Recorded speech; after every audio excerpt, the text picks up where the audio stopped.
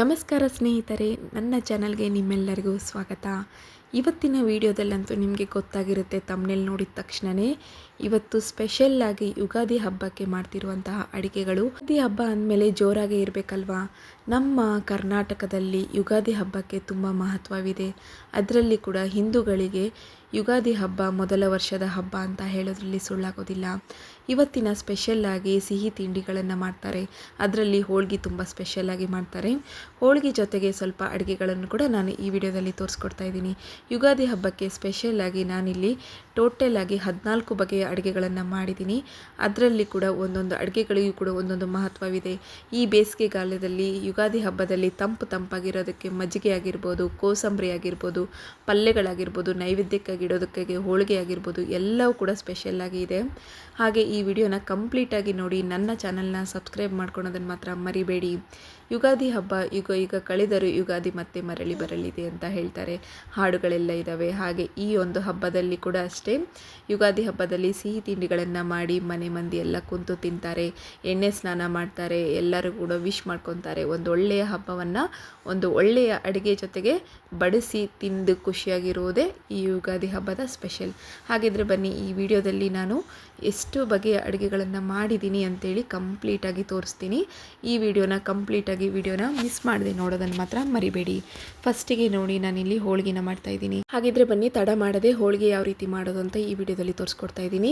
ಇಲ್ಲಿ ನಾನು 4 ಕಪ್ ಆಗುವಷ್ಟು ಮೈದಾ ಹಿಟ್ಟನ್ನು ತಗೊಂಡಿದ್ದೀನಿ.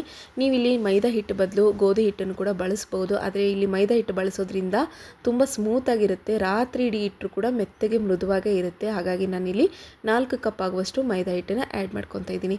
ಇದಕ್ಕೆ ನಾನಿಲ್ಲಿ ಯಾವುದೇ ರೀತಿಯಾದಂಥ ಚಿರೋಟಿ ರವೆ ಆಗಿರ್ಬೋದು ಅಥವಾ ಉಪ್ಪಾಗಿರ್ಬೋದು ಏನು ಬಳಸ್ತಾ ಇಲ್ಲ. ಕೇವಲ ಅರಿಶಿನ ಪುಡಿ ಹಾಗೆ ಸ್ವಲ್ಪ ಎಣ್ಣೆನ ಹಾಕಿ ಬಳಸ್ತಾ ಇರೋದು. ನೀವಿಲ್ಲಿ ಏನಾದರೂ ಚಿರೋಟಿ ರವೆಯನ್ನು ಬಳಸೋ ಹಾಗಿದ್ದರೆ ಇದನ್ನು 2 ಗಂಟೆಗಳ ಕಾಲ ನೆನೆ ಹಾಕಬೇಕಾಗುತ್ತೆ. ನಾನಿಲ್ಲಿ ಹೂರಣ ರೆಡಿ ಆಗೋದಕ್ಕಿಂತ ಮುಂಚೆನೇ ಈ ಹಿಟ್ಟನ್ನು ನಾದ್ಕೊತಾ ಇರೋದು. ಹೂರಣ ಆಗೋವರೆಗೂ ಒಂದು ಹಾಫ್ ಆನ್ ಅವರ್ ಆಗುತ್ತೆ. ಅಲ್ಲಿವರೆಗೆ ಇದು ಇನ್ನೂ ಕೂಡ ಮೆತ್ತಗಾಗುತ್ತೆ. ಹಾಗಾಗಿ ಇದನ್ನು ನಾದ್ಕೋಬೇಕಾದ್ರೆ ಏನಿದೆ ನೋಡಿಕೊಂಡು ನಾದ್ಕೊಳ್ಳಿ. ಚಪಾತಿ ಹಿಟ್ಟಿನ ಹದ ಏನಿರುತ್ತಲ್ವ ಅದಕ್ಕಿಂತ ಸ್ವಲ್ಪ ಮೆತ್ತಗೆ ನಾದ್ಕೋಬೇಕಾಗುತ್ತೆ, ಅಳಕಾಗಿ ನಾದ್ಕೋಬೇಕಾಗುತ್ತೆ. ಈಗ ನೋಡಿ, ಇದಕ್ಕೆ ಸ್ವಲ್ಪ ಎಣ್ಣೆ ಹಾಕಿ ಮತ್ತೆ ಇನ್ನೊಂದು ಸತಿ ನೀಟಾಗಿ ನಾದ್ಕೊತಾ ಇದ್ದೀನಿ. ಈ ರೀತಿ ನೀವು ನಾದ್ಕೊಂಡ್ಬಿಟ್ಟು ಇದಕ್ಕೆ ಒಂದು ಲಿಡ್ನ ಕ್ಲೋಸ್ ಮಾಡಿ ಸೈಡಿಗೆ ಇಟ್ಕೊಂಡ್ಬಿಡಿ. ನೆಕ್ಸ್ಟ್ ನೋಡೋಣ, ಬೇಳೆ ಒಬ್ಬಟ್ಟು ಮಾಡೋದಕ್ಕೆ ಏನೇನೆಲ್ಲ ಬೇಕು ಅಂತಂದರೆ, ಫಸ್ಟು ಇಲ್ಲಿ 2 ಕಪ್ ಆಗುವಷ್ಟು ಬೇಳೆನ ತೊಗೊಂಡಿದ್ದೀನಿ, ತೊಗರಿ ಬೇಳೆನ ತೊಗೊಂಡಿದ್ದೀನಿ. ಇದನ್ನು ಚೆನ್ನಾಗಿ ವಾಶ್ ಮಾಡ್ಕೊಂಡ್ಬಿಟ್ಟು ರೆಡಿ ಮಾಡಿ ಇಟ್ಕೊಳ್ಳಿ. ಇದಕ್ಕೆ ನೀರು ಲೆಕ್ಕ ಇರೋದಿಲ್ಲ. ಅಂದರೆ ನಾನಿಲ್ಲಿ ಲೆಕ್ಕದ ಪ್ರಕಾರ ಹೇಳೋ ಹಾಗಿದ್ರೆ 2 ಕಪ್ಪಿಗೆ ನಾನು 8 ರಿಂದ 9 ಕಪ್ ಆಗುವಷ್ಟು ನೀರನ್ನು ಹಾಕಿದ್ದೀನಿ. ನಾವಿಲ್ಲಿ ಇದೇ ನೀರನ್ನು ಬಳಸಿಬಿಟ್ಟು ಕಟ್ಟಿನ ಸಾರನ್ನು ಮಾಡ್ಕೊತೀವಿ. ಹಾಗಾಗಿ ನೀರನ್ನು ನೀವು ಎಷ್ಟು ಹಾಕಿದ್ರೂ ನಡೆಯುತ್ತೆ.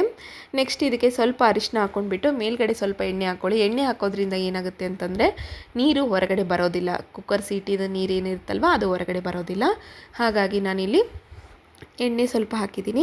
ಈಗ ಇದನ್ನು ಎಷ್ಟು ವಿಸಿಲ್ ಹೊಡೆಸ್ಕೋಬೇಕು ಅನ್ನೋ ಹಾಗಿದ್ರೆ 1 ವಿಸಿಲ್ ಕಂಪ್ಲೀಟಾಗಿ ಹೊಡೆಸ್ಬಿಟ್ಟು 2ನೇ ವಿಸಿಲ್ ಬರೋದ್ರೊಳಗೆ ಇದನ್ನು ಬಂದ್ ಮಾಡ್ಕೋಬೇಕು. ಅಂದರೆ ಈಗೇನು 2ನೇ ವಿಸಿಲ್ ಹೊಡೆಯುತ್ತೆ ಅನ್ನೋದ್ರೊಳಗೆ ಇದನ್ನು ಬಂದ್ ಮಾಡ್ಕೋಬೇಕಾಗತ್ತೆ. ಹಾಗೆ ನೋಡಿ, ಈಗ ಬೇಳೆಯಲ್ಲಿರುವಂತಹ ನೀರನ್ನೆಲ್ಲ ತೆಗೆದುಬಿಟ್ಟು ಅದನ್ನು ಬಸದು ಸೈಡಿಗೆ ಇಟ್ಕೊಂಡಿದ್ದೀನಿ. ಅದರಿಂದ ನಾವು ಕಟ್ಟಿನ ಸಾರನ್ನ ಮಾಡ್ಕೊತೀವಿ. ನೆಕ್ಸ್ಟ್ ಬಂದುಬಿಟ್ಟು ಈಗ ಅದೇ ಕುಕ್ಕರ್ನಲ್ಲಿ ನಾನು ಬೇಳೆ ಏನು ತೊಗೊಂಡಿದ್ನಲ್ವ 2 ಕಪ್ ಆಗೋಷ್ಟು ಬೇಳೆಗೆ 1.5 ಕಪ್ ಆಗೋಷ್ಟು ಬೆಲ್ಲನ ಆ್ಯಡ್ ಮಾಡ್ಕೊಂಡಿದ್ದೀನಿ. ಬೆಲ್ಲ ಹಾಕಿಬಿಟ್ಟು ಚೆನ್ನಾಗಿ ಕುದಿಸ್ಕೋಬೇಕಾಗುತ್ತೆ. ಈ ರೀತಿ ನೀರಾಗಿದೆ ಅಂತೇಳಿ ಟೆನ್ಷನ್ ತೊಗೋಬೇಡಿ. ಇದು ಅಳಕಾಗೋಕ್ಕೆ ಚಾನ್ಸೇ ಇಲ್ಲ. ನೀವು ಕರೆಕ್ಟಾಗಿ ಹದವಾಗಿ ಒಂದು ಪರ್ಫೆಕ್ಟ್ ಅಳತೆಯಲ್ಲಿ ಮಾಡಿಕೊಂಡ್ರೆ ನಿಮಗೆ ಯಾವುದೇ ರೀತಿಯಾದಂತಹ ಮಿಸ್ ಆಗೋಕ್ಕೆ ಚಾನ್ಸೇ ಇರೋದಿಲ್ಲ. ನೆಕ್ಸ್ಟ್ ಬಂದುಬಿಟ್ಟು 1 ಕಪ್ ಆಗೋಷ್ಟು ಕೊಬ್ಬರಿ ತೊಗೊಂಡಿದ್ದೀನಿ. ನಾನಿಲ್ಲಿ ಒಣ ಕೊಬ್ಬರಿನ ತೊಗೊಂಡಿದ್ದೀನಿ. ನೀವು ಬೇಕಾದರೆ ಇಲ್ಲಿ ಹಸಿ ಕೊಬ್ಬರಿ ಕೂಡ ಆ್ಯಡ್ ಮಾಡ್ಕೋಬೋದು. ಹಸಿ ಕೊಬ್ಬರಿ ತೊಗೊಂಡೋಗಿದ್ರೆ ಚೆನ್ನಾಗಿ ತುರಿದ್ಬಿಟ್ಟು ಹಾಕ್ಕೊಳ್ಳಿ. ಯಾವುದೇ ರೀತಿಯಾದಂಥ ಗಟ್ಟಿ ಇರುವಂಥದ್ದು ಇರಬಾರ್ದು. ಈಗ ನೋಡಿ, ಮತ್ತೆ ಕುದಿಸ್ಕೊತಾ ಹೋಗಬೇಕು. ಇದಕ್ಕೆ 1 ಸ್ಪೂನ್ ಆಗುವಷ್ಟು ಏಲಕ್ಕಿ ಪುಡಿನ ಹಾಕಿದ್ದೀನಿ. ಎಲ್ಲವನ್ನು ಹಾಕಿಬಿಟ್ಟು ಒಂದು 5 ನಿಮಿಷಗಳ ಕಾಲ ಇದನ್ನು ಮತ್ತೆ ಕುದಿಸ್ಬೇಕು. ನೋಡಿ, ಇವಾಗ ಥಿಕ್ನೆಸ್ ಎಷ್ಟು ಚೆನ್ನಾಗಿ ಬರ್ತಾ ಇದೆ. ಬೇಳೆ ಮತ್ತು ಬೆಲ್ಲ ಎರಡೂ ಕೂಡ ಕರೆಕ್ಟಾಗಿ ಹದವಾಗಿರಬೇಕು. ಅಂದಾಗ ನಮಗೆ ನಮ್ಮ ಹೋಳಿಗೆ ಹೂರಣ ಏನಿದೆ ಕರೆಕ್ಟಾಗಿ ಬರುತ್ತೆ. ಈಗ ಇದು ಈ ರೀತಿ ಒಂದು ಪೂರನ್ ಪೋಳಿ ಮೇಕರ್ ಅಂತೇಳಿ ಆನ್ಲೈನಲ್ಲಿ ಸಿಗುತ್ತೆ. ನಾನು ನಿಮಗೆ ಲಿಂಕ್ ಹಾಕಿರ್ತೀನಿ. ಈ ರೀತಿ ಪೂರನ್ ಪೋಳಿ ಮೇಕರ್ ನಿಮ್ಮ ಹತ್ರ ಇಲ್ಲ ಅನ್ನೋ ಹಾಗಿದ್ರೆ ನೀವು ಮಿಕ್ಸಿ ಜಾರಿಗಾದರೂ ಹಾಕ್ಕೋಬೋದು. ನೋಡಿ ಎಷ್ಟು ಕರೆಕ್ಟಾಗಿ ಸ್ಮೂತಾಗಿ ಬಂದಿದೆ. ಒಂದು ಕೂಡ ಕಡಲೆಬೇಳೆ ಕೂಡ ಆಗಿರ್ಬೋದು, ಬೇಳೆ ಆಗಿರ್ಬೋದು, ಏನು ಕೂಡ ಉಳಿದಿಲ್ಲ. ಅಷ್ಟು ಕರೆಕ್ಟಾಗಿ ಬಂದಿದೆ. ನೆಕ್ಸ್ಟ್ ಈಗ ಹೂರಣ ರೆಡಿಯಾಗಿದೆ ಮತ್ತು ಹಿಟ್ಟು ಕೂಡ ರೆಡಿಯಾಗಿದೆ. ಇದನ್ನು ಯಾವ ರೀತಿ ಮಾಡ್ಕೋಬೇಕಪ್ಪ ಅಂತಂದರೆ, ಫಸ್ಟು ನೀವು ಒಂದು ಹಿಟ್ಟನ್ನು ತೊಗೊಂಡ್ಬಿಟ್ಟು ಮೈದಾ ಹಿಟ್ಟನ್ನ ತೊಗೊಂಡ್ಬಿಟ್ಟು ಅದನ್ನು ಎಣ್ಣೆ ಸ್ವಲ್ಪ ಕೈಗೆ ಎಣ್ಣೆ ಹಚ್ಕೊಂಡ್ಬಿಟ್ಟು ಹೂರಣನ ಉಂಡೆ ಮಾಡ್ಕೊಂಡ್ಬಿಟ್ಟು ಹಾಕ್ಕೋಬೇಕಾಗುತ್ತೆ. ಇಲ್ಲಿ ನಾನು 2 ಥರ ತೋರಿಸಿಲ್ಲ, ಒಂದೇ ಥರ ತೋರಿಸಿದ್ದೀನಿ. ನಿಮ್ಗೆ ಏನಾದರೂ ಲಟ್ಸೋದಾಗಿರ್ಬೋದು ಅಥವಾ ಲಟ್ಟಣಿಕೆಯಿಂದ ಅಥವಾ ಕೈಯಿಂದ ತಟ್ಟೋ ಥರ ನಿಮಗೆ ಎರಡೂ ಬೇಕನ್ನೋ ಹಾಗಿದ್ರೆ ನನ್ನ ಚಾನಲ್ನಲ್ಲಿ ಆಲ್ರೆಡಿ ನಾನು ಅಪ್ಲೋಡ್ ಮಾಡಿದ್ದೀನಿ. ಒಂದು ಸತಿ ಹೋಳಿಗೆ ವಿಡಿಯೋನ ನೋಡ್ಕೊಂಡು ಬನ್ನಿ. ತುಂಬ ಸುಲಭವಾಗಿ ಈಸಿಯಾಗಿ ಯಾವ ರೀತಿ ಮಾಡೋದು ಅಂತ ನಾನು ನಿಮಗೆ ಕಂಪ್ಲೀಟ್ ವಿಡಿಯೋನ ಅದರಲ್ಲಿ ತೋರಿಸಿದ್ದೀನಿ. ಈಗ ನಾನು ಇಲ್ಲಿ ಲಟ್ಟಣಿಕೆಯ ಸಹಾಯದಿಂದ ಮಾಡ್ಕೊತಿರೋದು. ಲಟ್ಟಣಿಕೆಯಿಂದ ಸೈಡ್ ಎಡ್ಜಸ್ ಏನಿರುತ್ತಲ್ವ ಅದನ್ನಷ್ಟೇ ಸ್ಮೂತಾಗಿ ಲಟ್ಟಿಸ್ಕೋಬೇಕಾಗುತ್ತೆ. ತುಂಬ ಫೋರ್ಸ್ ಹಾಕಿ ಏನು ಮಾಡ್ಕೊಳಕ್ಕೆ ಹೋಗಬೇಡಿ. ಈಗ ಹಂಚು ಕಾದಿದೆ. ಹಂಚು ಕಾದ್ಮೇಲೆ ಈಗ ನಾವು ಏನು ರೆಡಿ ಮಾಡ್ಕೊಂಡಿದ್ವಲ್ವ ಹೋಳಿಗೆನ ಅದನ್ನು ಹಾಕಬೇಕಾಗುತ್ತೆ. ನೀವು ಇಲ್ಲಿ ಏನಾದರೂ ತುಪ್ಪ ಅಥವಾ ಎಣ್ಣೆನ ಬಳಸ್ಬೋದು. ನಾನು ಇಲ್ಲಿ ಎಣ್ಣೆನ ಬಳಸಿದ್ದೀನಿ. ಈಗ ಹಂಚು ಕಾದಿರಬೇಕಾದ್ರೆ ಈಗ ಹಾಕಿರುವಂತಹ ಹೋಳಿಗೆ ಏನಿದೆ ನೋಡಿ, ಕಾಣ್ತಾ ಇದೆ ಅಲ್ವಾ, ಕಲರ್ ಚೇಂಜ್ ಆಗ್ತಿದೆ ಅಂದರೆ ಇದು ಬೇಯ್ತಾ ಇದೆ ಅಂತ ಅರ್ಥ. ಈಗ ಬೇಯ್ದ ಮೇಲೆ ಇನ್ನೊಂದು ಸೈಡ್ ತೆಗೆದು ಹಾಕಬೇಕು. ಎಷ್ಟು ಚೆನ್ನಾಗಿ ಉಬ್ಬಿ ಬರ್ತಾ ಇದೆ ನೋಡಿ ಹೋಳಿಗೆ. ಇದೇ ರೀತಿ ನೀವು ಎಲ್ಲ ಹೋಳಿಗೆ ಕೂಡ ಮಾಡ್ಕೋಬೋದು. ಇದನ್ನು ನೀವು 2 ದಿನ ಇಟ್ಟರು ಕೂಡ ಇಷ್ಟೇ ಮೃದುವಾಗಿ ಮೆದುವಾಗಿ ಇರುತ್ತೆ, ಎಷ್ಟು ಕೂಡ ಗಟ್ಟಿ ಆಗೋದಿಲ್ಲ. ಇದರಲ್ಲಿ ಇನ್ನೊಂದು ಟಿಪ್ ಏನಪ್ಪ ಅಂದರೆ ಇದನ್ನು ಪದೇ ಹೊಳ್ಳಾಡಿಸ್ಬಾರ್ದು, ಅಂದರೆ ಹಿಂದೆ ಮುಂದೆ ಮಾಡ್ಕೊತ ಹೋಗಬಾರ್ದು. ಆ ರೀತಿ ಮಾಡೋದ್ರಿಂದ ಏನಾಗುತ್ತೆ ಅಂತಂದರೆ ಗಟ್ಟಿ ಆಗಿಬಿಡುತ್ತೆ ಹಿಟ್ಟು. ಹಾಗಾಗಿ ಇದನ್ನು ಮೆತ್ತಗಿರಬೇಕು ಅಂತಂದರೆ 2 ಸತಿ ಬೇಯಿಸ್ಕೋಬೇಕು, ಮೇಲ್ಗಡೆ ಭಾಗ ಮತ್ತು ಕೆಳಗಡೆ ಭಾಗ. ನೆಕ್ಸ್ಟ್ ನೋಡಿ ಹೋಳಿಗೆ ಸಾರು ಯಾವ ರೀತಿ ಮಾಡೋದು ಅಂತ ತೋರಿಸ್ಕೊಡ್ತಾ ಇದ್ದೀನಿ, ಬನ್ನಿ. ಹೋಳಿಗೆ ಸಾರು ಕೂಡ ಅಷ್ಟೇ ತುಂಬ ಸಿಂಪಲ್ ವಿಧಾನದಲ್ಲಿ ಮಾಡ್ಬೋದು. ಆಲ್ರೆಡಿ ನಾವು ಕಟ್ಟನ್ನು ಏನು ತೆಗೆದಿಟ್ಟಿರ್ತೀವಲ್ವ ಅದರಿಂದನೇ ಈ ರೀತಿ ಹೋಳಿಗೆ ಸಾರನ್ನು ಮಾಡ್ಕೊಳೋದು. ಇದಕ್ಕೆ ಹೋಳಿಗೆ ಸಾರು ಅಥವಾ ಕಟ್ಟಿನ ಸಾರು ಅಂತೆಲ್ಲ ಹೇಳ್ತಾರೆ. ತುಂಬ ಇಷ್ಟಪಟ್ಟು ತಿಂತಾರೆ, ಮಕ್ಕಳಾಗಿರ್ಬೋದು ವಯಸ್ಸಾಗಿರ್ಬೋದು ಎಲ್ಲರೂ ಕೂಡ. ಹಬ್ಬದ ದಿನ ಹೋಳಿಗೆನೇ ಸ್ಪೆಷಲು ಆಗಿದ್ದಾಗ ಹೋಳಿಗೆ ಸಾರು ಕೂಡ ಇರಲೇಬೇಕಲ್ವಾ. ಕುಕ್ಕರ್ನಲ್ಲಿ ನಾನು 2 ಕಪ್ ಆಗುವಷ್ಟು ತೊಗರಿಬೇಳೆನ ತೊಗೊಂಡಿದ್ದೀನಿ. ತೊಗರಿಬೇಳೆಗೆ ನೀರು ಬಂದುಬಿಟ್ಟು ನಾನು 2 ಕಪ್ ಆಗುವಷ್ಟು ತೊಗರಿಬೇಳೆಗೆ ಒಂದು 8 ರಿಂದ 9 ಕಪ್ ಆಗುವಷ್ಟು ನೀರನ್ನು ತೊಗೊಂಡಿದ್ದೀನಿ. ಇದಕ್ಕೆ ಸ್ವಲ್ಪ ಅರಿಶಿನ ಹಾಗೆ ಸ್ವಲ್ಪ ಎಣ್ಣೆನ ಹಾಕ್ಬಿಟ್ಟು ಒಂದು 2 ವಿಸಿಲ್ನ ಹಾಕಿಸ್ಬೇಕಾಗತ್ತೆ. ಈ 2 ವಿಸಿಲ್ ಆಯಿತು ಅಂದರೆ ಹೋಳಿಗೆ ಏನಿದೆ ಸ್ವಲ್ಪ ಮೆತ್ತಗಾಗಿರುತ್ತೆ. ಸೊ ಹಾಗಾಗಿ ನೋಡಿ ಈಗ ಇಲ್ಲಿ ಬೇಯ್ದಿದೆ, ಇಷ್ಟು ಬೇಯ್ದುಕೊಂಡ್ರೆ ಸಾಕಾಗುತ್ತೆ. ನಾವು ಮಿಕ್ಸಿ ಜಾರಿಗೆ ಹಾಕ್ಕೊಳೋದ್ರಿಂದ ನಮಗೆ ಜಾಸ್ತಿ ಏನು ಬೇಯಿಸ್ಕೋಬೇಕಂತೇನಿರೋದಿಲ್ಲ.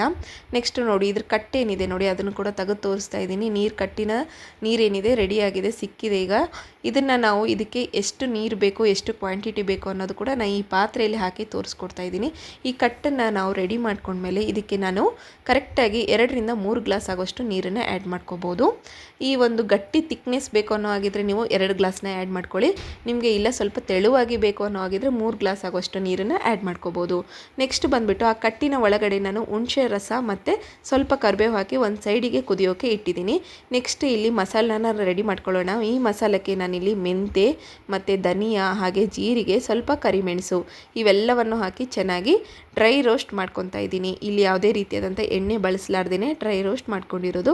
ನೆಕ್ಸ್ಟ್ ಬಂದುಬಿಟ್ಟು ಇದಕ್ಕೆ ಒಂದು ಅರ್ಧ ಕಪ್ ಆಗುವಷ್ಟು ಈರುಳ್ಳಿ ಅಂದರೆ ಅರ್ಧ ಈರುಳ್ಳಿನ ತೊಗೊಂಡಿದ್ದೀನಿ. ಹಾಗೆ ಒಂದು 2 ಟೊಮೊಟೊನ ತೊಗೊಂಡಿದ್ದೀನಿ, ದಪ್ಪವಾಗಿ ಹೆರ್ಚ್ಕೊಂಡಿರುವಂಥ 2 ಟೊಮೊಟೊ. ಹಾಗೆ ಒಂದು 6 ರಿಂದ 8 ಬೆಳ್ಳುಳ್ಳಿನ ತೊಗೊಂಡಿದ್ದೀನಿ. ಈಗ ಇದಕ್ಕೆ ಸ್ವಲ್ಪ ಎಣ್ಣೆ ಹಾಕಿಬಿಟ್ಟು ಮತ್ತೆ ಚೆನ್ನಾಗಿ ಇದನ್ನು ಫ್ರೈ ಮಾಡ್ಕೋಬೇಕಾಗುತ್ತೆ. ಟೊಮೊಟೊ ಏನಿದೆ ಮೆತ್ತಗಾಗಬೇಕು, ಅಲ್ಲಿವರೆಗೆ ಇದನ್ನು ಚೆನ್ನಾಗಿ ಫ್ರೈ ಮಾಡ್ಕೊಳ್ಳಿ. ಹಾಗೆ ನೆಕ್ಸ್ಟ್ ಅರ್ಧ ಕಪ್ ಆಗುವಷ್ಟು ನಾನಿಲ್ಲಿ ಒಣ ಕೊಬ್ಬರಿನ ಹಾಕ್ಕೊಂಡಿದ್ದೀನಿ. ಈಗ ತಣ್ಣಗಾಗೋಕ್ಕೆ ಬಿಡೋಣ. ನೆಕ್ಸ್ಟ್ ಒಂದು ಮಿಕ್ಸಿ ಜಾರ್ ತೊಗೊಳ್ಳಿ. ಮಿಕ್ಸಿ ಜಾರಿಗೆ ನಾವೇನು ಈಗ ಮಾಡ್ಕೊಂಡಿದ್ವಲ್ವ ಮಸಾಲೆ ಅದನ್ನು ಹಾಕಬೇಕು. ಹಾಗೆ ಡ್ರೈ ರೋಸ್ಟಾಗಿ ಮಾಡ್ಕೊಂಡಿರುವಂಥ ಎಲ್ಲ ಮಸಾಲೆಗಳನ್ನು ಆ್ಯಡ್ ಮಾಡ್ಕೊತಾ ಇದ್ದೀನಿ. ಹಾಗೆ ಸ್ವಲ್ಪ ಕೊತ್ತಂಬರಿನ ಹಾಕಿಬಿಟ್ಟು ಇದಕ್ಕೆ 2 ಸ್ಪೂನ್ ಆಗುವಷ್ಟು ನಾನಿಲ್ಲಿ ಖಾರದ ಪುಡಿನ ತೊಗೊಂಡಿದ್ದೀನಿ. ಇಲ್ಲಿ ನಾನು ಯಾವುದೇ ರೀತಿಯಾದಂಥ ಒಣ ಮೆಣಸಿನ್ಕಾಯಿ ಬಳಸ್ತಾ ಇಲ್ಲ, ಖಾರದ ಪುಡಿನ ಬಳಸ್ತಾ ಇದ್ದೀನಿ. ಹಾಗೆ 1 ಸ್ಪೂನ್ ಆಗುವಷ್ಟು ಇಲ್ಲಿ ಮನೆಯಲ್ಲೇ ಮಾಡಿರುವಂತಹ ಮಸಾಲೆನ ಹಾಕ್ತಾ ಇದ್ದೀನಿ, ಸಾಂಬಾರು ಪುಡಿ ಮಸಾಲನ ಹಾಕ್ತಾ ಇದ್ದೀನಿ. ಈಗ ಎಲ್ಲವನ್ನು ಕೂಡ ಚೆನ್ನಾಗಿ ಕಲಿಸ್ಕೋಬೇಕಾಗತ್ತೆ. ಒಂದು ಮಿಕ್ಸಿ ಜಾರಿಗೆ ಹಾಕ್ಬಿಟ್ಟು ರುಬ್ಬಿಟ್ಕೊಂಡು ಸೈಡ್ಗೆ ಇಟ್ಕೋಬೇಕು. ಈಗ ನಾವು ಮೊದಲಿಗೆ ಏನು ರೆಡಿ ಮಾಡ್ಕೊಂಡಿದ್ವಲ್ವ ಕಟ್ಟನ್ನು ಕುದಿಸೋಕಿಟ್ಟಿದ್ವಲ್ವ, ಕಟ್ಟಿಗೆ ಸ್ವಲ್ಪ ಹುಣಸೆ ರಸ ಹಾಕಿಬಿಟ್ಟು ಮತ್ತು ಕರಿಬೇವು ಹಾಕಿ ಏನು ಕುದಿಸೋಕಿಟ್ಟಿದ್ವಲ್ಲ ಅದರಲ್ಲೇ ಈ ಮಸಾಲೆ ರುಬ್ಬಿರುವಂಥದ್ದನ್ನು ಹಾಕ್ಕೋಬೇಕಾಗತ್ತೆ. ಈಗ ರುಚಿಗೆ ತಕ್ಕಷ್ಟು ಉಪ್ಪು ಹಳ್ಳುಪ್ಪನ್ನ ಆ್ಯಡ್ ಮಾಡ್ಕೊತಾ ಇದ್ದೀನಿ. ಸ್ವಲ್ಪ ಅರಿಶಿನ ಮೇಲ್ಗಡೆಯಿಂದ ಹಾಕ್ಬಿಟ್ಟು ಒಂದು ಕುದಿ ಬರೋವರೆಗೂ ಬಿಡಬೇಕಾಗತ್ತೆ. ಈ ರೀತಿ ನೋಡಿ ಕುದಿ ಬಂದಿದೆ ಅಂದಾಗ ನಾವು ಹೂರಣ ಏನು ರೆಡಿ ಮಾಡ್ಕೊಂಡಿರ್ತೀವಲ್ವ ಸ್ನೇಹಿತರೆ, ಹೋಳಿಗೆ ಮಾಡೋದಕ್ಕೆ ಹೂರಣ ಏನು ಮಾಡ್ಕೊಂಡಿರ್ತೀವಲ್ವ ಅದನ್ನು ಲಾಸ್ಟ್ ಕುದಿ ಬಂದು ನಾವು ಈಗ ಸಾಂಬಾರನ್ನ ಬಂದ್ ಮಾಡ್ತೀವಿ ಅನ್ನೋ ಟೈಮ್ನಲ್ಲಿ ಹಾಕ್ಕೋಬೇಕು. ಇದನ್ನು ನೀವು ಮೊದಲೇ ಹಾಕ್ಕೊಂಬಿಟ್ರೆ ಏನಾಗುತ್ತೆ, ಖಾರದ ಬದಲು ಅಡುಗೆ ತುಂಬ ಸ್ವೀಟ್ ಆಗಿಬಿಡುತ್ತೆ. ಹಾಗಾಗಿ ಎಂಡಿಂಗ್ನಲ್ಲಿ ಹಾಕ್ಕೋಬೇಕಾಗುತ್ತೆ. ಸ್ವಲ್ಪ ಕೊತ್ತಂಬರಿ ಸೊಪ್ಪನ್ನ ಉದುರಿಸ್ಬಿಟ್ಟು ಸೈಡಿಗೆ ಇಟ್ಕೊಂಡ್ಬಿಡೋಣ. ನೆಕ್ಸ್ಟ್ ಇದಕ್ಕೆ ಒಗ್ಗರಣೆ ರೆಡಿ ಮಾಡ್ಕೊಳ್ಳೋಣ. ಇಲ್ಲಿ 2 ಟೇಬಲ್ ಸ್ಪೂನ್ ಆಗುವಷ್ಟು ಎಣ್ಣೆನ ಹಾಕ್ಕೊತಾ ಇದ್ದೀನಿ. ಎಣ್ಣೆ ಸ್ವಲ್ಪ ಜಾಸ್ತಿ ಹಾಕ್ಕೋಬೇಕು, ಯಾಕಂದರೆ ಈ ಸಾಂಬಾರನ್ನ ನಾವು 2 ರಿಂದ 3 ದಿನ ಇಡ್ತೀವಿ. ನೆಕ್ಸ್ಟ್ ಇದಕ್ಕೆ ಒಂದು 6 ರಿಂದ 8 ಬೆಳ್ಳುಳ್ಳಿ, ಜೀರಿಗೆ, ಸಾಸಿವೆ ಹಾಗೆ ಒಣಮೆಣಸಿನ್ಕಾಯಿನ ಹಾಕ್ಕೊತಾ ಇದ್ದೀನಿ. ಗ್ಯಾಸ್ನ ಬಂದ್ ಮಾಡಿಬಿಟ್ಟು ಕರಿಬೇವನ್ನ ಹಾಕಿಬಿಟ್ಟು ಈ ರೀತಿ ಮೇಲ್ಗಡೆಯಿಂದ ಒಗ್ಗರಣೆನ ಹಾಕಿದರೆ ನಮಗೆ ಹೋಳಿಗೆ ಸಾರು ರೆಡಿ ಆಗುತ್ತೆ. ನೋಡಿ ಎಷ್ಟು ಸುಲಭವಾಗಿ ಈಸಿಯಾಗಿ ಹೋಳಿಗೆ ಸಾಂಬಾರನ್ನ ಮಾಡೋದನ್ನು ನಾನು ನಿಮಗೆ ಈ ವಿಡಿಯೋದಲ್ಲಿ ತಿಳಿಸ್ಕೊಟ್ಟಿದ್ದೀನಿ. ಯುಗಾದಿ ಹಬ್ಬದ ವಿಶೇಷವಾಗಿರುವಂಥ ಹೋಳಿಗೆ ಮತ್ತು ಹೋಳಿಗೆ ಸಾಂಬಾರು ಯಾವ ರೀತಿ ಮಾಡೋದು ಅಂತ ಈ ವಿಡಿಯೋದಲ್ಲಿ ತಿಳಿಸ್ಕೊಟ್ಟಿದ್ದೀನಿ. ನೆಕ್ಸ್ಟ್ ಬನ್ನಿ ಕೋಸಂಬರಿ ಯಾವ ರೀತಿ ಮಾಡ್ಕೊಳೋದು ಅಂತ ಹೇಳ್ಕೊಡ್ತೀನಿ. ಫಸ್ಟ್ ಇಲ್ಲಿ 1 ಕಪ್ ಆಗುವಷ್ಟು ನಾನಿಲ್ಲಿ ಹೆಸರು ಬೇಳೆನ ತೊಗೊಂಡಿದ್ದೀನಿ. ಅದನ್ನು ಚೆನ್ನಾಗಿ ವಾಶ್ ಮಾಡ್ಕೊಂಡ್ಬಿಟ್ಟು 1 ಕಪ್ಪಾಗೆ 2 ಕಪ್ ಆಗುವಷ್ಟು ನೀರನ್ನು ಆ್ಯಡ್ ಮಾಡ್ಕೊಂಡ್ಬಿಟ್ಟು ನೆನೆ ಹಾಕಬೇಕಾಗುತ್ತೆ. ಇದನ್ನು ನೀವು 1 ಗಂಟೆ ಅಥವಾ ಅರ್ಧ ಗಂಟೆ ನೆನೆ ಹಾಕಿದರೂ ಪರವಾಗಿಲ್ಲ, ಮೆತ್ತಗಾಗ್ಬಿಡುತ್ತೆ. ನಿಮಗೆ ತುಂಬ ಜಲ್ದಿ ಇದೆ ಅನ್ನೋ ಹಾಗಿದ್ರೆ ಬಿಸಿನೀರನ್ನ ಹಾಕಿ ಇಟ್ಕೋಬೋದು. ನಾನಿಲ್ಲಿ ಆಲ್ರೆಡಿ 1 ಅವರ್ ನೆನೆಸಿ ಇಟ್ಟಿದ್ದೆ. ಇದನ್ನು ಈಗ ಸ್ಟೇನ್ ಮಾಡ್ಕೊಳ್ಳೋಣ. ಸ್ಟೇನರ್ ಸಹಾಯದಿಂದ ನೀರನ್ನೆಲ್ಲ ಬಸಿದ್ಬಿಟ್ಟು 1 ಕಪ್ನಲ್ಲಿ ಹಾಕಿಟ್ಕೊಳ್ಳೋಣ. ಈಗ ಒಂದು ಪಾತ್ರೆಯಲ್ಲಿ ಅಥವಾ ಒಂದು ಬೌಲಲ್ಲಿ ನಾನು ಹೆಸರುಬೇಳೆ ಹಾಗೆ 1 ಕಪ್ ಆಗುವಷ್ಟು ಸೌತೆಕಾಯಿ, 1 ಕಪ್ ಆಗುವಷ್ಟು ಇಲ್ಲಿ ಗಜ್ಜರಿ ತೊಗೊಂಡಿದ್ದೀನಿ, ಹಾಗೆ 1 ಸ್ಪೂನ್ ಆಗುವಷ್ಟು ಈರುಳ್ಳಿ ತೊಗೊಂಡಿದ್ದೀನಿ. ಈರುಳ್ಳಿ ಸ್ವಲ್ಪ ಕಮ್ಮಿ ಹಾಕ್ಕೊಳ್ಳಿ, ಯಾಕಂತಂದರೆ ಇದು ನೀರು ಬಿಟ್ಕೊಂಡ್ಬಿಟ್ರೆ ಕೆಟ್ಟೋಗ್ಬಿಡುತ್ತೆ. ಹಾಗಾಗಿ ಈರುಳ್ಳಿನ ನೀವು ಆಪ್ಷನಲ್ಲು ಆ್ಯಡ್ ಮಾಡ್ಕೋಬೋದು, ಇಲ್ಲಾಂದರೆ ಸ್ಕಿಪ್ ಮಾಡ್ಕೋಬೋದು. ಹಾಗೆ ನೆಕ್ಸ್ಟ್ ಬಂದುಬಿಟ್ಟು 1 ಸ್ಪೂನ್ ಆಗುವಷ್ಟು ಇಲ್ಲಿ ಮೆಣಸಿನ್ಕಾಯಿ, ಹಾಗೆ ರುಚಿಗೆ ತಕ್ಕಷ್ಟು ಉಪ್ಪು, ಸ್ವಲ್ಪ ಮೇಲ್ಗಡೆಯಿಂದ ಕೊತ್ತಂಬರಿನ ಉದುರಿಸ್ಬಿಟ್ಟು ಸ್ವಲ್ಪ ನಿಂಬೆಹಣ್ಣಿನ ರಸನ ಹಾಕ್ತಾಯಿದ್ದೀನಿ. ಈಗ ಎಲ್ಲವನ್ನು ಕೂಡ ಚೆನ್ನಾಗಿ ಕಲಿಸ್ಕೊಳ್ಳೋಣ. ನೀವು ಬೇಕಾದ್ರೆ ಇದರಲ್ಲಿ ಸ್ವಲ್ಪ ಹಸಿ ಕೊಬ್ಬರಿ ಕೂಡ ಆ್ಯಡ್ ಮಾಡ್ಕೋಬೋದು, ಇಲ್ಲ ಅಂತಂದರೆ ಸ್ಕಿಪ್ ಮಾಡಿದರೂ ನಡೆಯುತ್ತೆ. ಕೋಸಂಬರಿ ರೆಡಿಯಾಗಿದೆ. ಒಂದು ಹೆಲ್ತಿ ಕೋಸಂಬರಿ ಈ ಬೇಸಿಗೆಗಾಲದಲ್ಲಿ ಈ ಹಬ್ಬಕ್ಕೆ ಪರ್ಫೆಕ್ಟ್ ಆಗಿರುವಂಥ ಕೋಸಂಬರಿ ರೆಡಿಯಾಗಿದೆ. ನೆಕ್ಸ್ಟ್ ಬಂದುಬಿಟ್ಟು ಕಡಲೆಬೇಳೆಯ ಉಸ್ಲಿ ಅಥವಾ ಕಡಲೆಕಾಳು ಉಸ್ಲಿ ಯಾವ ರೀತಿ ಮಾಡೋದು ಅಂತ ತೋರಿಸ್ಕೊಡ್ತಾ ಇದ್ದೀನಿ ನೋಡಿ. ಕಡಲೆಕಾಳನ್ನು ರಾತ್ರಿನೇ ನೆನೆ ಹಾಕಿ ಇಟ್ಕೊಂಡಿದ್ದೆ. ನೀವೇನಾದರೂ ಬೆಳಗ್ಗೆನೇ ಮಾಡ್ಕೊಂಡು ಹಾಗಿದ್ರೆ 4 ಅವರ್ಸ್ ಇದನ್ನು ನೆನೆ ಹಾಕಿಬಿಟ್ಟು 2 ರಿಂದ 3 ವಿಸಿಲ್ನ ಹಾಕ್ಸ್ಕೋಬೇಕಾಗುತ್ತೆ. ನಾನು ಇದನ್ನು ರಾತ್ರಿನೇ ನೆನೆ ಹಾಕಿರೋದ್ರಿಂದ ಬೆಳಗ್ಗೆ ಎದ್ದ ತಕ್ಷಣವೇ ಅಡುಗೆ ಮಾಡಿರೋದ್ರಿಂದ ಕೇವಲ 1 ವಿಸಿಲ್ನ ಮಾಡಿಸ್ಕೊಂಡಿದ್ದೀನಿ. ಈಗ ಇದನ್ನು ಕೂಡ ನೀರನ್ನು ಬಸಿದ್ಬಿಟ್ಟು ಸೈಡಿಗೆ ಇಟ್ಕೊಂಡು ಬಿಡೋಣ.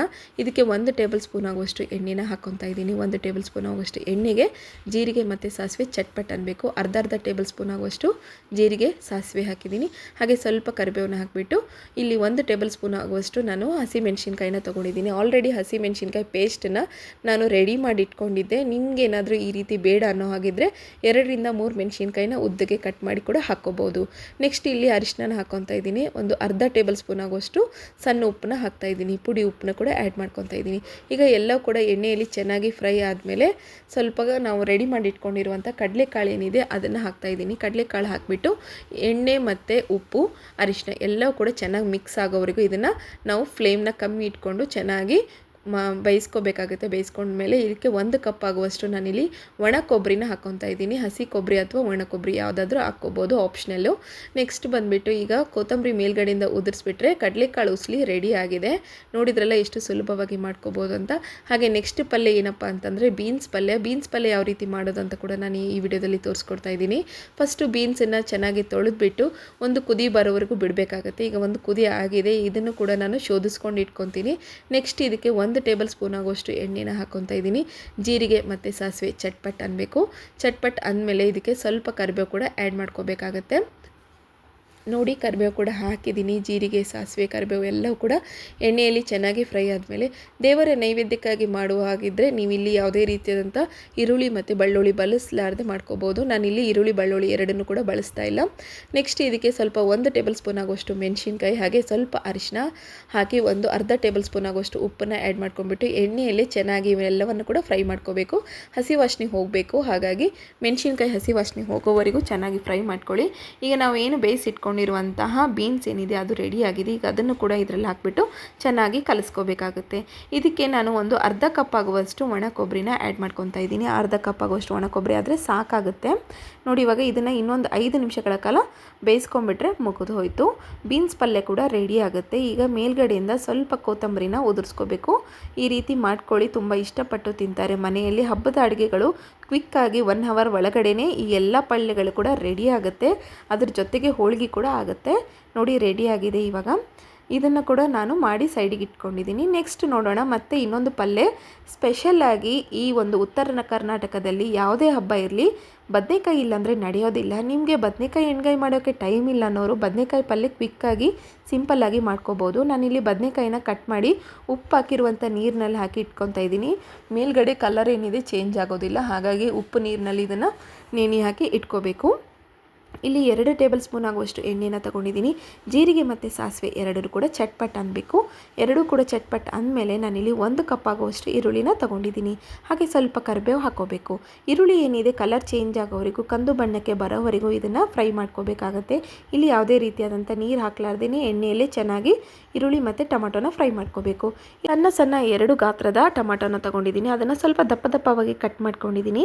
ಯಾಕಂದರೆ ಇದು ಮೆತ್ತಗಾಗಬೇಕು. ಹಾಗಾಗಿ ಇದನ್ನು ದಪ್ಪ ದಪ್ಪವಾಗಿ ಕಟ್ ಮಾಡ್ಕೊಂಡ್ಬಿಟ್ಟು ಎಣ್ಣೆಯಲ್ಲಿ ಫ್ರೈ ಮಾಡ್ಕೊತಾ ಇದ್ದೀನಿ. ಸ್ವಲ್ಪ ಅರಿಶಿನ, ಹಾಗೆ ಒಂದು ಅರ್ಧ ಟೇಬಲ್ ಸ್ಪೂನ್ ಆಗುವಷ್ಟು ಉಪ್ಪು, ಹಾಗೆ 1.5 ಟೇಬಲ್ ಸ್ಪೂನ್ ಆಗುವಷ್ಟು ಖಾರನ ಆ್ಯಡ್ ಮಾಡ್ಕೊತಾ ಇದ್ದೀನಿ. ಇಲ್ಲಿ ಯಾವುದೇ ರೀತಿಯಾದಂಥ ಮಸಾಲ ರುಬ್ಬದೆ ತುಂಬ ಸಿಂಪಲ್ಲಾಗಿ ಕ್ವಿಕ್ಕಾಗಿ ಬದನೆಕಾಯಿ ಪಲ್ಯನ ಯಾವ ರೀತಿ ಮಾಡೋದಂತ ನಾನು ನಿಮಗೆ ಈ ವಿಡಿಯೋದಲ್ಲಿ ತಿಳಿಸ್ಕೊಡ್ತಾ ಇದ್ದೀನಿ. ನೋಡಿ, ಇವಾಗ ನಾವು ಆಲ್ರೆಡಿ ಕಟ್ ಮಾಡ್ಕೊಂಡಿರುವಂಥ ಬದನೆಕಾಯಿ ಏನಿದೆ ಅದನ್ನು ಇದರಲ್ಲಿ ಹಾಕಿಬಿಟ್ಟು ಚೆನ್ನಾಗಿ ಕಲಿಸ್ಕೋಬೇಕಾಗತ್ತೆ.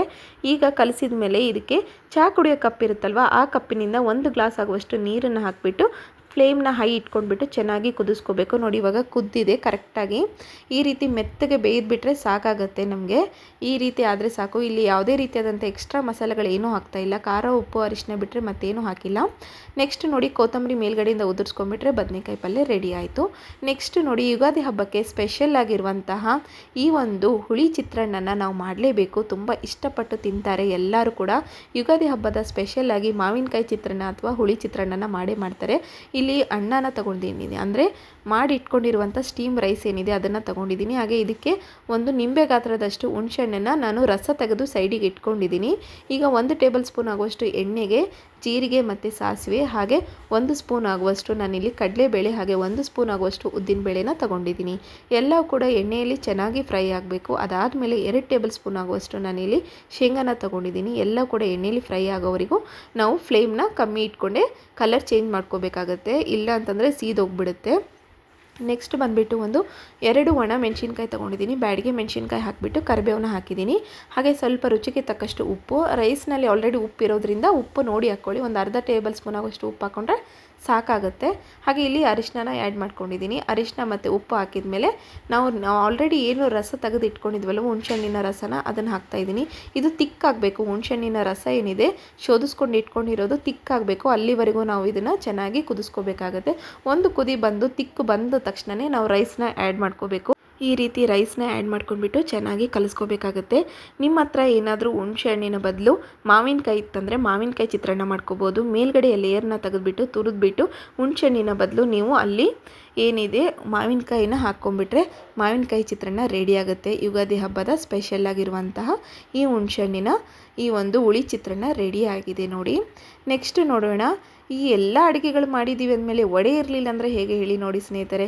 ಈ ವಡೆ ಯಾವ ರೀತಿ ಮಾಡ್ಕೊಳೋದು ಅಂತ ಕೂಡ ನಾನು ಈ ವಿಡಿಯೋದಲ್ಲಿ ತೋರಿಸ್ಕೊಡ್ತಾ ಇದ್ದೀನಿ. ಫಸ್ಟು 1 ಕಪ್ ಆಗುವಷ್ಟು ನಾನಿಲ್ಲಿ ಕಡಲೆಬೇಳೆನ ತೊಗೊಂಡಿದ್ದೀನಿ. ಕಡಲೆಬೇಳೆನ ಏನಿಲ್ಲ ಅಂತಂದರೂ ನೀವು ಫಸ್ಟು ಅಡುಗೆ ಸ್ಟಾರ್ಟ್ ಮಾಡ್ತೀರಲ್ವ ಆ ಸಮಯದಲ್ಲೇ ನೆನೆ ಹಾಕಿಟ್ಕೋಬೇಕಾಗತ್ತೆ. ಕಡಲೆಬೇಳೆ ಒಂದು 3ರಿಂದ 4 ಗಂಟೆ ಆದರೂ ನೆನಿಬೇಕಾಗತ್ತೆ. ಮೆತ್ತಗಾಗಬೇಕು ಅಂತಂದರೆ, ಸ್ಮೂತಾಗಿ ಮತ್ತು ಕ್ರಿಸ್ಪಿಯಾಗಿ ಬರಬೇಕು, ಗರಿ ಗರಿಯಾಗಿ ಬರಬೇಕು ಅಂತಂದರೆ ಒಂದು 3 ಗಂಟೆ ಆದರೂ ನೆನೆ ಹಾಕ್ಕೋಬೇಕು.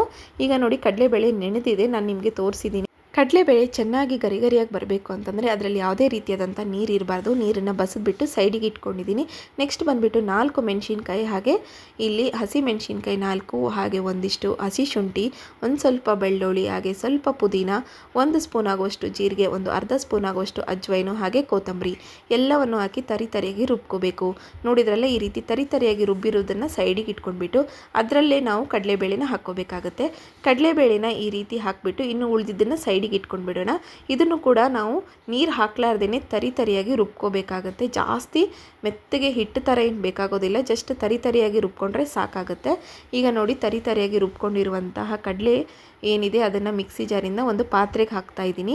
ಆಮೇಲೆ ನಾವು ಫಸ್ಟಿಗೆ ರುಬ್ಕೊಂಡಿರುವಂತಹ ಮೆಣಸಿನ್ಕಾಯಿ ಇದೇನಿದೆ ಅದನ್ನು ಕೂಡ ಇದರಲ್ಲಿ ಆ್ಯಡ್ ಮಾಡ್ಕೊತಾ ಇದ್ದೀನಿ.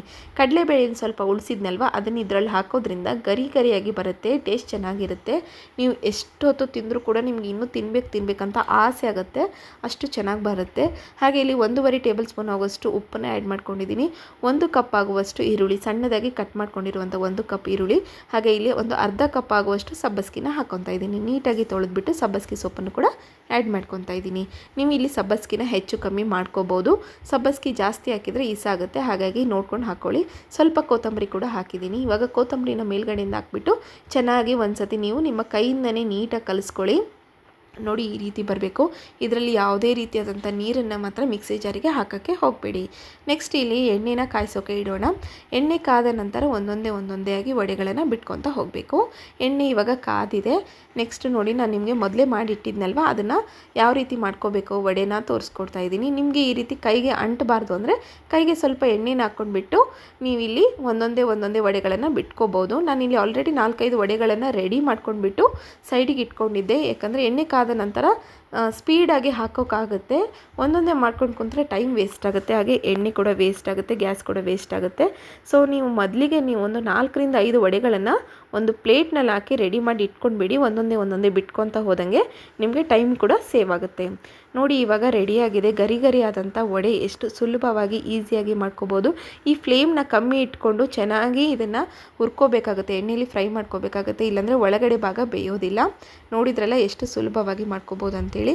ನೆಕ್ಸ್ಟ್ ನೋಡೋಣ, ಈ ಬೇಸಿಗೆಗಾಲಕ್ಕೆ ಈ ಯುಗಾದಿ ಹಬ್ಬಕ್ಕೆ ಪರ್ಫೆಕ್ಟಾಗಿ ತಂಪಾಗಿರುವಂತಹ ಒಂದು ಮಸಾಲ ಮಜ್ಜಿಗೆನ ಯಾವ ರೀತಿ ಮಾಡೋದಂತ ತೋರಿಸ್ಕೊಡ್ತಾ ಇದ್ದೀನಿ. 4 ಮೆಣಸಿನ್ಕಾಯಿ, 2 ಬೆಳ್ಳುಳ್ಳಿ, ಹಾಗೆ ಒಂದಿಷ್ಟು ಹಸಿ ಶುಂಠಿನ ಹಾಕಿಬಿಟ್ಟು ಸ್ವಲ್ಪ ಇದಕ್ಕೆ ಪುದೀನ ಹಾಗೆ ಸ್ವಲ್ಪ ಕೊತ್ತಂಬರಿ ಹಾಕ್ತಾಯಿದ್ದೀನಿ. 1 ಸ್ಪೂನ್ ಆಗುವಷ್ಟು ಜೀರಿಗೆ ಹಾಗೆ ಒಂದು ಅರ್ಧ ಟೇಬಲ್ ಸ್ಪೂನ್ ಆಗುವಷ್ಟು ಅಜ್ವೈನ ತೊಗೊಂಡಿದ್ದೀನಿ, ಓಂಕಾಳಿ. ಈಗ ಇದನ್ನು ಮಿಕ್ಸಿ ಜಾರ್ಗೆ ಹಾಕ್ಕೊಂಡಿರೋದನ್ನು ಸೈಡಿಗೆ ಇಟ್ಕೊಂಡ್ಬಿಡೋಣ. ಇಲ್ಲಿ ಚಹಾ ಕುಡಿಯೋ ಗ್ಲಾಸ್ ಇರುತ್ತಲ್ವ, ಅದರಿಂದ ಒಂದು ಗಟ್ಟಿ ಮೊಸರು ಹಾಕ್ಕೊಂಡಿದ್ದೀನಿ. ಗ್ಲಾಸಿಂದ ಕರೆಕ್ಟಾಗಿ ಒಂದು ಗಟ್ಟಿ ಮೊಸರು ಅಂದರೆ 1 ಗ್ಲಾಸ್ ಆಗುವಷ್ಟು ಗಟ್ಟಿ ಮೊಸರಿಗೆ 5 ಗ್ಲಾಸ್ ಆಗುವಷ್ಟು ನೀರನ್ನು ಹಾಕ್ಕೊತಾ ಇದ್ದೀನಿ. ಚಹಾ ಕುಡಿಯೋ ಗ್ಲಾಸು ಸಣ್ಣ ಗ್ಲಾಸ್ ಇರುತ್ತಲ್ಲ, ಅದನ್ನು ಹಾಕ್ಕೊಂಡ್ಬಿಟ್ಟು ಈ ರೀತಿ ನಿಮ್ಮ ಮಜ್ಜಿಗೆ ಕಟ್ಟಿಯೋದಿದ್ದರೆ ಮಜ್ಜಿಗೆ ಕಟ್ಟಿಯೋದನ್ನು ತೊಗೊಂಡ್ಬಿಟ್ಟು ಸ್ವಲ್ಪ ತೆಳ್ಳಗೆ ಮಾಡ್ಕೋಬೇಕು, ಇಲ್ಲಾಂದರೆ ಮಿಕ್ಸಿ ಜಾರಿಗಾದರೂ ಹಾಕ್ಕೋಬೋದು. ನೆಕ್ಸ್ಟ್ ಬಂದುಬಿಟ್ಟು ರುಚಿಗೆ ತಕ್ಕಷ್ಟು ಉಪ್ಪನ್ನು ಹಾಕಿಬಿಟ್ಟು 4-5 ಕರಿಮೆಣಸನ್ನು ಸಣ್ಣದಾಗಿ ಕುಟ್ಟಿ ಪುಡಿ ಮಾಡಿ ಹಾಕ್ಕೊಂಡಿದ್ದೀನಿ. ಹಾಗೆ 1 ಸ್ಪೂನ್ ಆಗುವಷ್ಟು ಮೆಣಸಿನ್ಕಾಯಿ ಪೇಸ್ಟ್, ಆಲ್ರೆಡಿ ನಾವೇನು ನಿಮಗೆ ತೋರಿಸಿದ್ನಲ್ಲ ಆ ಮೆಣಸಿನ್ಕಾಯಿನ ಇದರಲ್ಲಿ ಹಾಕ್ಬಿಟ್ಟು ಸ್ವಲ್ಪ ಕೊತ್ತಂಬರಿನ ಹಾಕಿಬಿಟ್ಟು ಇನ್ನೊಂದು ಸತಿ ಮಜ್ಜಿಗೆ ಕಟ್ಟಿಯೋದ್ರಿಂದ ನೀಟಾಗಿ ಕಟ್ಕೊಂಡ್ಬಿಟ್ರೆ ಮುಗಿದು ಹೋಯಿತು. ನೋಡಿ ಈ ಒಂದು ಬೇಸಿಗೆ ಕಾಲಕ್ಕೆ ತಂಪಾಗಿರುವ ಮಜ್ಜಿಗೆ ರೆಡಿ ಆಯಿತು. ನೋಡಿದ್ರಲ್ಲ ಸ್ನೇಹಿತರೆ, ಯುಗಾದಿ ಹಬ್ಬದ ವಿಶೇಷವಾದ ಅಡುಗೆಗಳನ್ನು ನಾನು ನಿಮಗೆ ಈ ವಿಡಿಯೋದಲ್ಲಿ ತೋರಿಸ್ಕೊಟ್ಟಿದ್ದೀನಿ. ಎಲ್ಲರಿಗೂ ಯುಗಾದಿ ಹಬ್ಬದ ಹಾರ್ದಿಕ ಶುಭಾಶಯಗಳು. ಹಾಗೆ ಈ ವಿಡಿಯೋ ಯಾರೆಲ್ಲ ನೋಡ್ತಿದ್ದೀರಾ ನನ್ನ ಚಾನಲ್ನ ಸಬ್ಸ್ಕ್ರೈಬ್ ಆಗೋದನ್ನು ಮಾತ್ರ ಮರಿಬೇಡಿ.